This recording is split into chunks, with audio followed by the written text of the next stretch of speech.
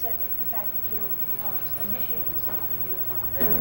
But supposedly Reagan gave the go-ahead for private organizations to do. Want to start, Richard?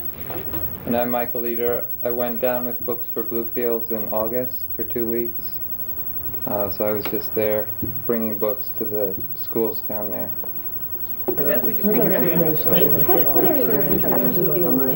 What sector? It's on the... That's it. It's on the East Coast, right on the ocean. It's very difficult to reach Bluefields at any time during the year.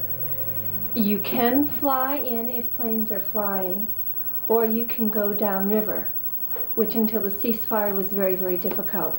With rivers flooded, any entry to that part of the country is near impossible.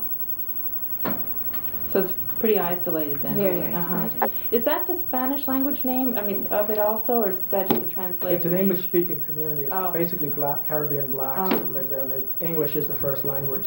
And your group does what now? Collects books and takes them to schools, or just for general purposes, or what? Would you like to answer? Sure. We have an after-school program in Albuquerque with high school age children, and they write and illustrate books, and we get them printed, and then we bring them down to Bluefields to be used as textbooks in the bilingual program. And I think it's been 2 or 3 years that we've been going down, and have made a good connection with Bluefields.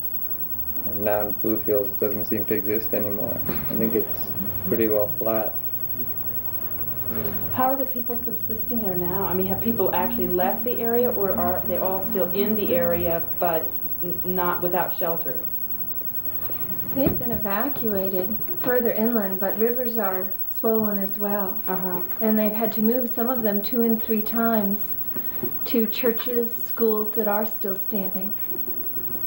But there is a lot of international aid already coming in. A lot of the international aid agencies, CARE and Red Cross and Oxfam. Oxfam are already there who are capable of responding instantly. And I know a lot of our allies, Canada and Western Europe, are already sending aid programs in. But on something of this scale, I don't think there's such a thing as too much.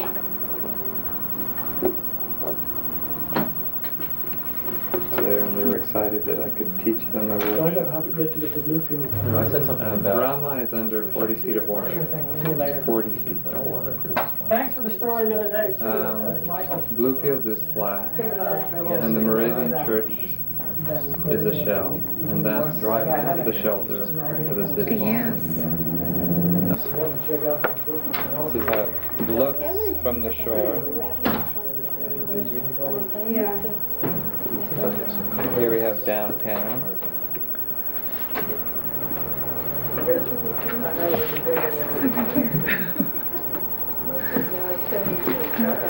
Inside a little tilted. This is the Moravian Church. It's in the center of this town.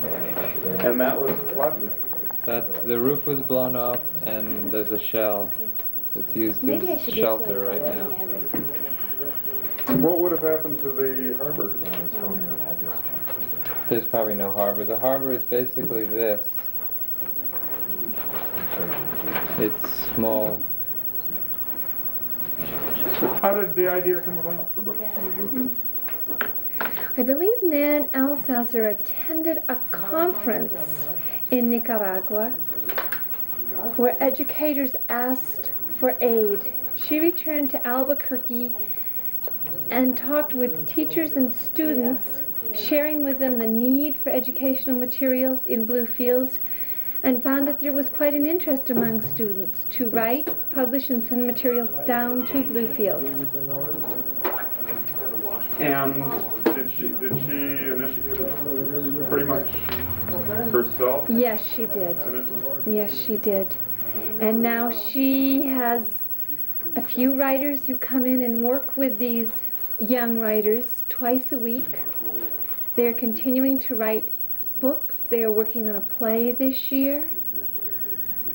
They are feeling very good about themselves as writers and feel very proud of themselves within their community of Albuquerque.